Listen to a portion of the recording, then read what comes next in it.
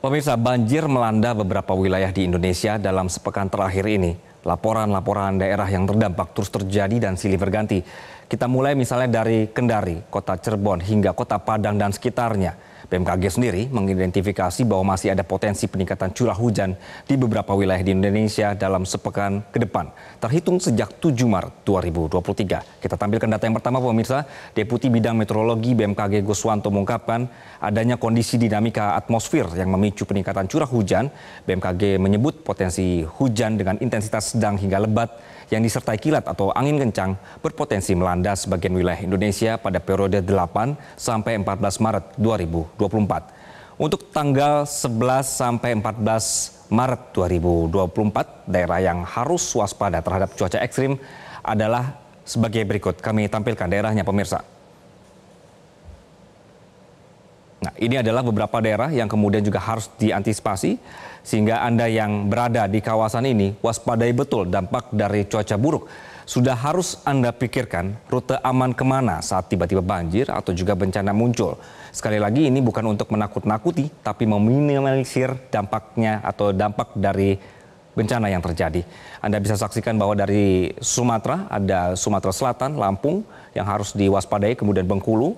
Untuk Kalimantan ada Kalbar dan Kalteng, sementara untuk Sulawesi ada Sulawesi Selatan dan Sulawesi Tenggara, kemudian ada Maluku, Papua, daerah Bali, NTB, NTT juga termasuk daerah yang diwaspadai, sedangkan untuk Jawa ada DKI Jakarta, Banten, Jabar, Jateng, Yogyakarta, dan Jatim ini hampir merata.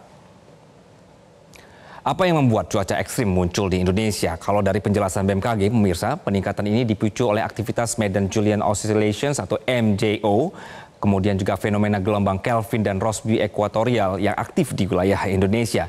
MJO, gelombang Rossby ekuatorial, dan juga gelombang Kelvin adalah fenomena dinamika atmosfer yang mengindikasikan adanya potensi pertumbuhan awan hujan dalam skala yang luas di sekitar wilayah yang aktif dilewatinya. Selain itu, curah hujan juga dipengaruhi oleh peningkatan kecepatan angin dari utara Indonesia hingga melintasi ekuator melalui Selat Karimata yang mengindikasikan aktivitas Cross Equatorial Northerly Surge atau SENS.